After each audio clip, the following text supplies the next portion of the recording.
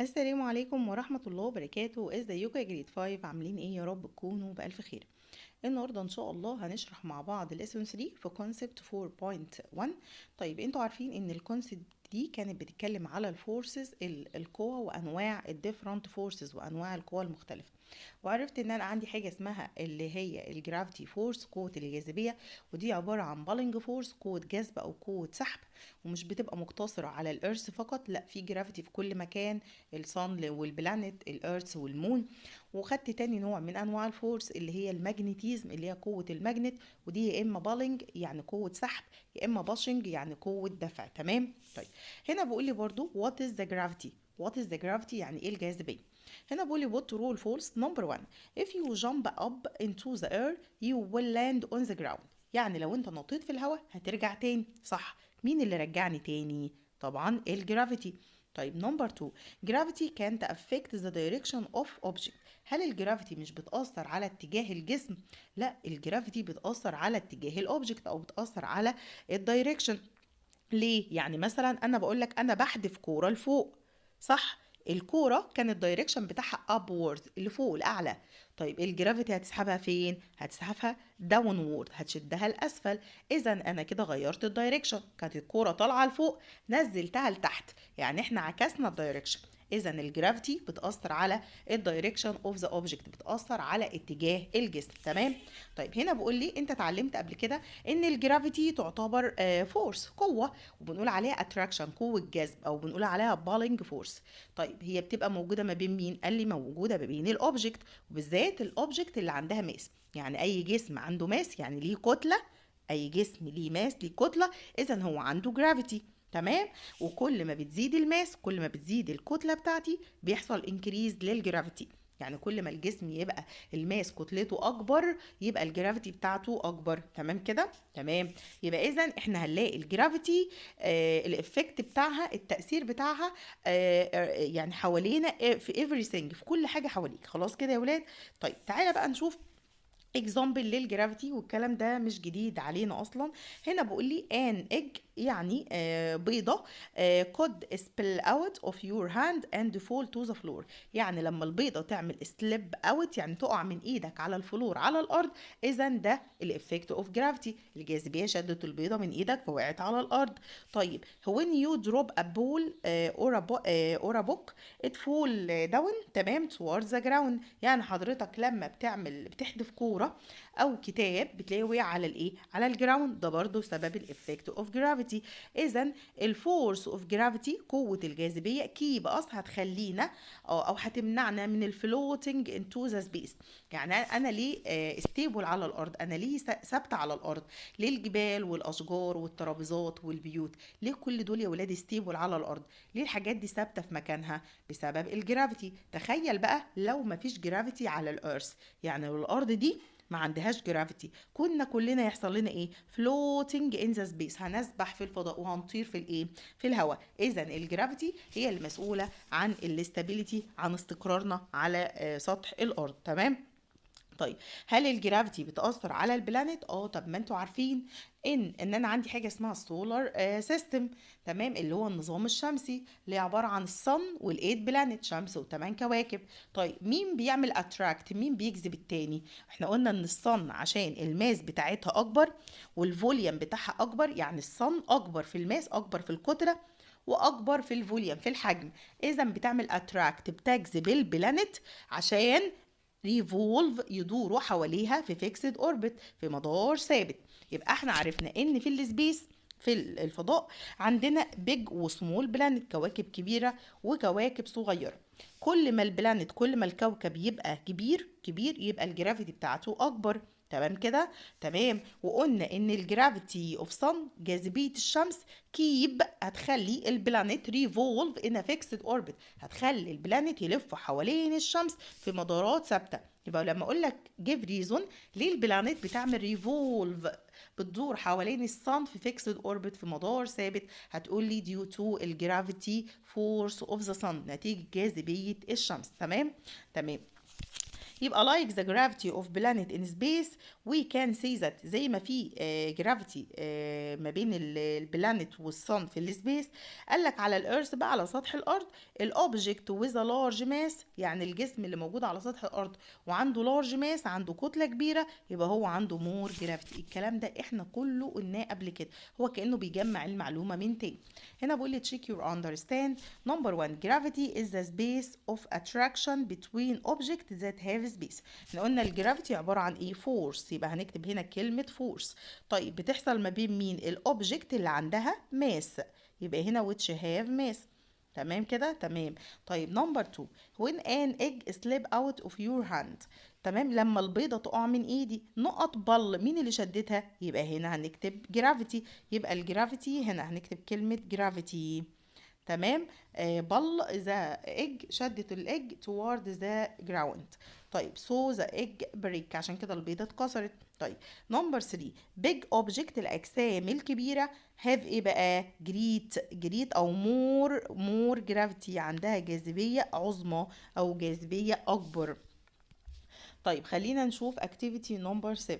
هنا بقول الفورس اوف جرافيتي. الفورس اوف جرافيتي انت اتعلمت قبل كده ان الجرافيتي بتعمل اتراكشن، تمام، بتجذب الاوبجكت، بتجذب الاشياء، صح؟ طيب what go up must come down، يعني ايه؟ اي حاجة go up بتطلع لفوق must come down، يعني المفروض تنزل لتحت. اي حاجة تحدفها لفوق الطبيعي ان هي في الاخر هتنزل لتحت. تمام تمام. اذا احنا كده عملنا تشينج لمين؟ للدايركشن، غيرنا اتجاه الشيء. الكورة بحدفها لفوق، فوق ده ابورد، ده اتجاه، هتنزل لتحت داونورد، يبقى انا كده عملت تشينج للجرافيتي. يبقى اللي انا عايزاك تطلع بيه من الاكتيفيتي دي ان الجرافيتي الجاذبيه بتعمل تشينج للدايركشن، بتغير اتجاه الشيء، بتغير اتجاهه. يعني زي ايه؟ if you throw a ball in the air، لو رميت كوره في الهواء the ball will go up into the air and then fall down back to the ground every time. كل ما تعمل throw up للبول upward، كل ما تحدف الكوره لفوق هيحصل لها fall down، هترجع تاني تحت.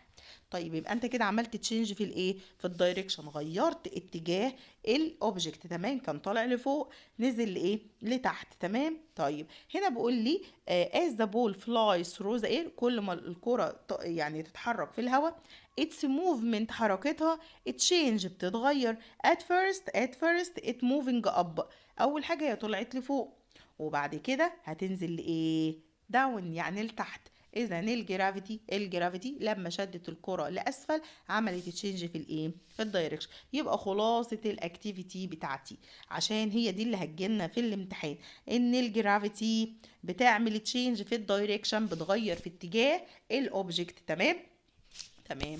طيب يبقى الجرافيتي doesn't only act on falling or moving object but also it acts on objects that don't move such as a boy sit on a chair or book on shelf. يعني ايه؟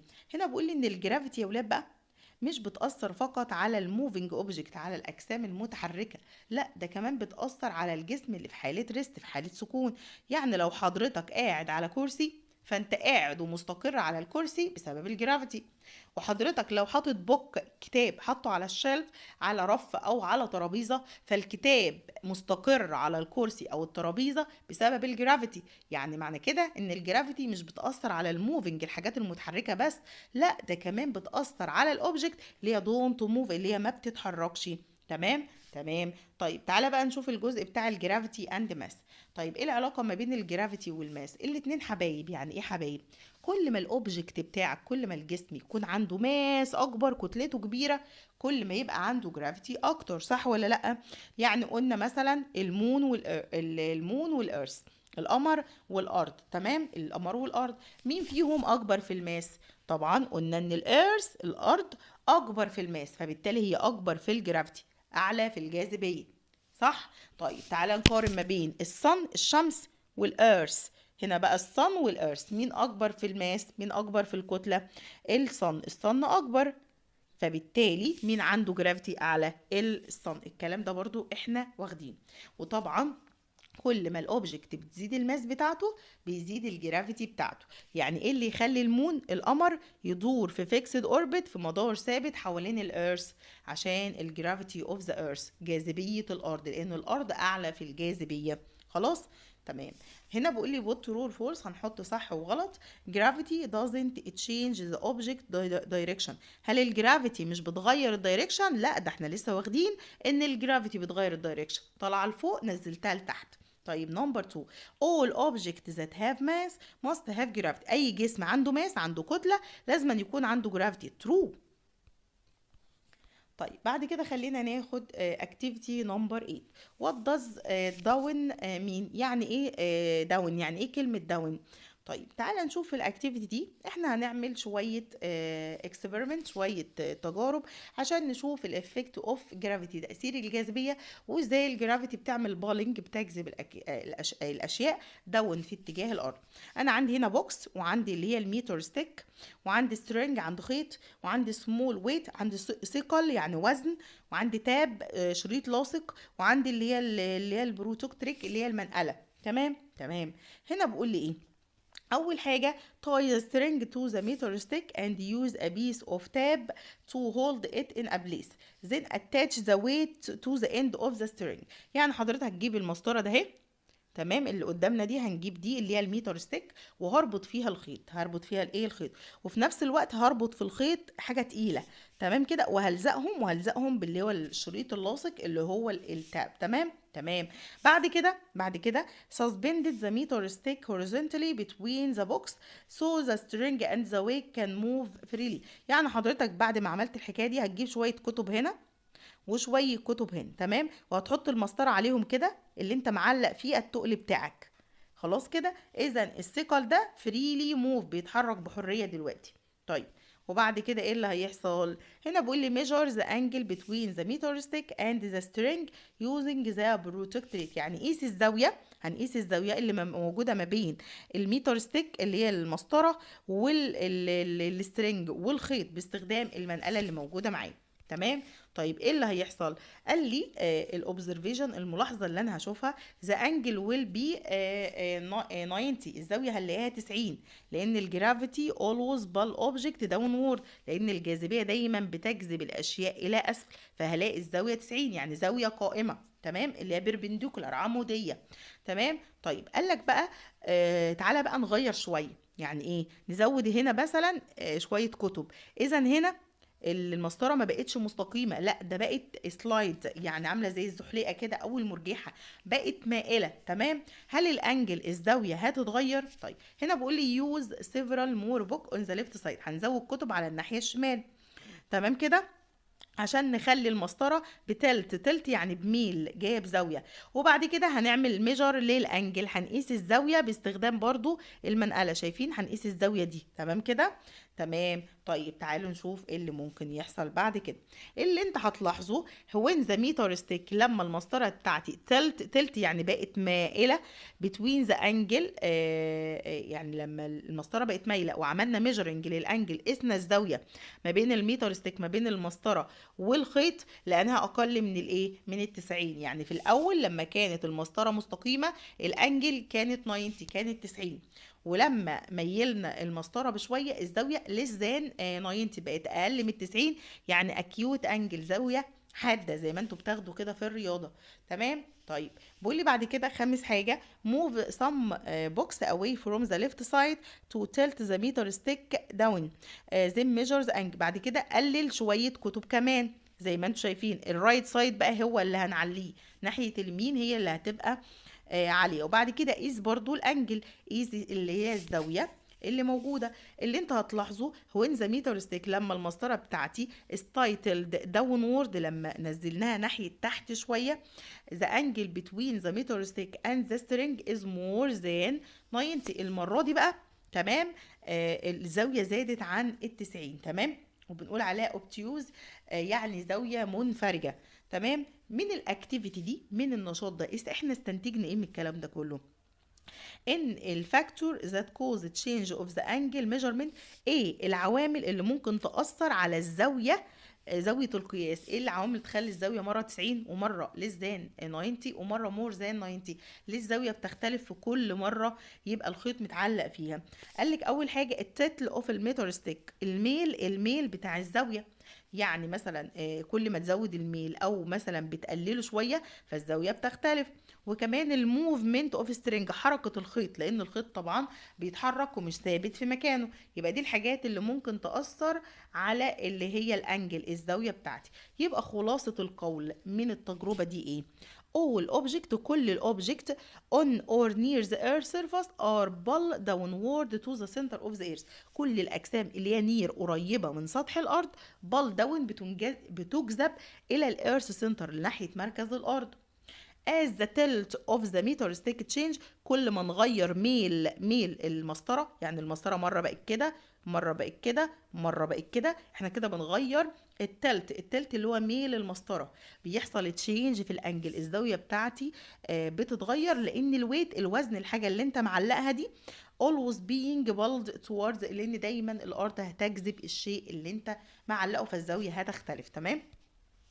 طيب بعد كده بقول لي both true false، هنحط صح وغلط. any object is pulled towards the ground due to earth gravity، صح، اي جسم بيجذب الى الارض نتيجة الجرافيتي. نمبر 2 direction of the earth gravity is always toward the center of the earth، لا، اتجاه الجاذبية صح، معذرة صح، اتجاه الجاذبية ناحية السنتر of the earth، ناحية مركز الارض.